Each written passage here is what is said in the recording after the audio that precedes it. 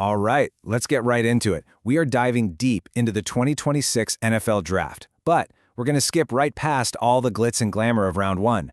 Our focus, day two. That's where the real chess match happens. We're going to break down how the smartest front offices are really building their teams for the long haul.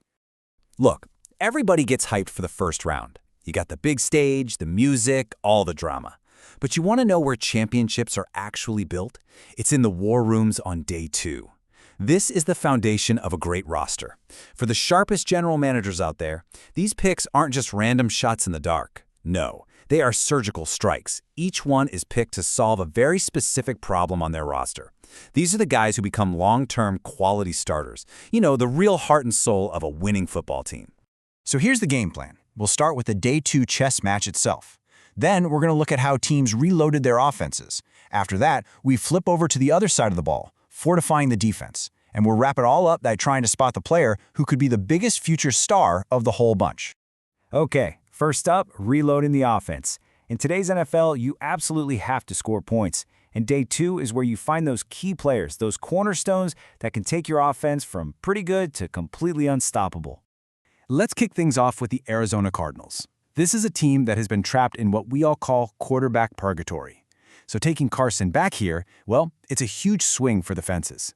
It's their big attempt to finally find a real, long-term answer at the most critical position in all of sports. Now, I know what some of you might be thinking. A reach, right? At least based on the early scouting reports. But you have to look at how he finished the season. His play in the college football playoffs totally flipped the script on him. He showed that poise, that big play ability that makes GMs pound the table for a guy. So what looked like a gamble suddenly became a really smart, calculated investment. Now let's pivot to a totally different situation. You've got a powerhouse contender like the Buffalo Bills. They're not rebuilding, they are fine-tuning the machine. They're looking for that one specific piece to complete the puzzle. For them, that was a big, physical, red zone target for Josh Allen, and they found their guy in Denzel Boston. And this pick is just a textbook example of drafting for a specific need, not just the best player available. Boston is a physical mismatch, plain and simple. He's that big-bodied receiver who can go up and win those 50-50 balls in the end zone. He's the perfect complement to the speed of DJ Moore and the route running of Khalil Shakir. Just a surgically precise pick. Of course, all those offensive weapons don't mean a thing if you can't protect your quarterback. Down in the trenches, the Cleveland Browns know exactly who they are, a physical, tough football team.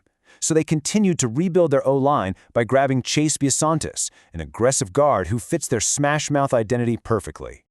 But there's a pretty big red flag here. 19 penalties in his college career. That's a lot. That kind of lack of discipline can get you put on the bench real quick in the NFL. It's a number he absolutely has to clean up if he wants to reach his potential. But even with all those flags, this quote right here tells you everything. Bully-like mentality. That is the Cleveland Browns in a nutshell. For them, the thinking is pretty simple. You can coach a guy to be more disciplined, but you can't coach that kind of raw, physical nastiness. They're betting they can polish this diamond in the rough. All right, let's flip over to the other side of the ball, because we all know the old saying, right? Defense wins championships. And day two is where you find those core pieces, the pass rushers, the corners, that you build that championship defense around. So how in the world does a guy with top 10 talent fall all the way out of the first round? Well, look no further than cornerback Jermod McCoy. If you just watch the film, he's one of the best players in this draft, period. But a pretty serious knee injury created just enough doubt for teams to pass. So the Giants, they pounced. They got incredible value on a guy who could be a legit shutdown corner if he gets back to 100%. This next one is a great example of just being patient and letting the draft come to you. The New Orleans Saints were absolutely desperate for a pass rusher, somebody who could get after the quarterback. They didn't panic, they stayed put, and they grabbed Cassius Howell. And you want to know why they were so happy? The proof is right there in the numbers. 11.5 sacks in 2025. I mean, that's not a projection of what he could do. That's a proven disruptor. He's the exact shot of adrenaline their D-line needed. Everybody in the league knows about Aiden Hutchinson in Detroit. He's a certified star. But the big challenge for that front office has always been finding another great pass rusher to put on the other side. Someone to keep offenses from just double-teaming Hutchinson on every single play. They think with Zion Young, they finally found their man. And what makes this such a great pick for Detroit is Young's versatility. He's not just a guy you put in on third down to rush the passer. He has the size, he has the strength to be a true three-down player. That means he can set the edge against the run just as well as he can collapse the pocket. That is an invaluable piece to have. And you can see this trend happening with all the top contenders. The 49ers grab a versatile safety they can move all over the field. The Chiefs, of course, they add another powerful defensive end. The Ravens do what the Ravens do and get a tough press man corner, and the Texans get a huge nose tackle to plug up the middle. The message couldn't be clearer.